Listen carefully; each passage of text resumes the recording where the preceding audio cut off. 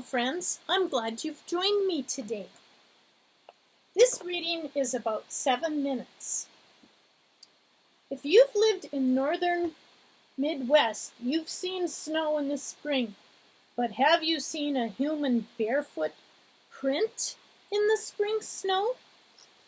Last week, even though it was technically spring, it snowed.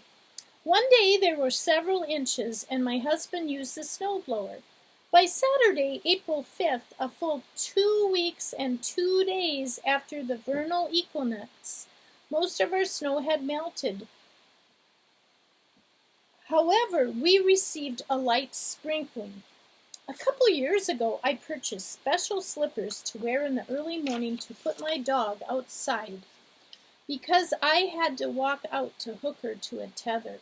I wanted something warm enough to go outside with her in the dead of winter without putting my boots on. So I bought slippers made of leather on the outside and lined with fake fur on the inside. Well, when I saw that light dusting of snow this Saturday, I thought, I bet I can make a bare footprint in the snow like my Grandpa Meinhardt must have seen that morning in 1938. So I took off my slippers and stepped onto our deck, which leads to our boardwalk sidewalk. I purposely made the best barefoot prints I could make. Since it was my backyard, I didn't think anyone else would notice. And here is a picture of the footprints that I made this past Saturday. My husband went outside shortly after I'd made the prints. "Did your feet get cold?" he asked when he came in.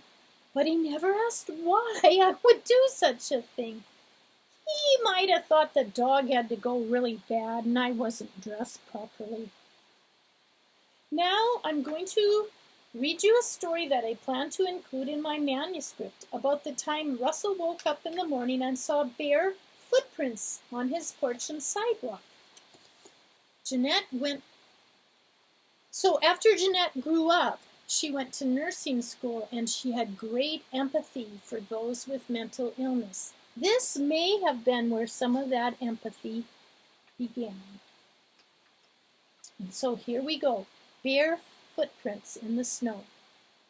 Most mornings, Winifred and Russell got up before the children. In the winter, they made sure the house had warmed up before waking the children. One morning, late in the spring of 1938, Winifred and Russell were awake and getting dressed when they thought they heard a noise on the front porch. Their bedroom was just steps away, but by the time Russell reached the door, no one was there. A light dusting of fresh snow had fallen on the ground. His eyes swept over the porch and on the sidewalk. He saw the prints belonging to a barefoot human on his porch. I'm guessing this is what he saw. His eyes surveyed the neighborhood, and he saw a woman's on the sidewalk near Hanson's house. "Russell, where are you going?" Winifred asked. She stood at the door and watched as Russell walked toward the woman. He extended his hand toward her. She wore a light sweater over a house dress and a kerchief on her head. Her lips were turning blue and she was shivering as Russell brought her in the front door. "Mrs. Grine," Winifred said. She recognized her neighbor. "You're so cold. Let me put you in my bed so you can warm up."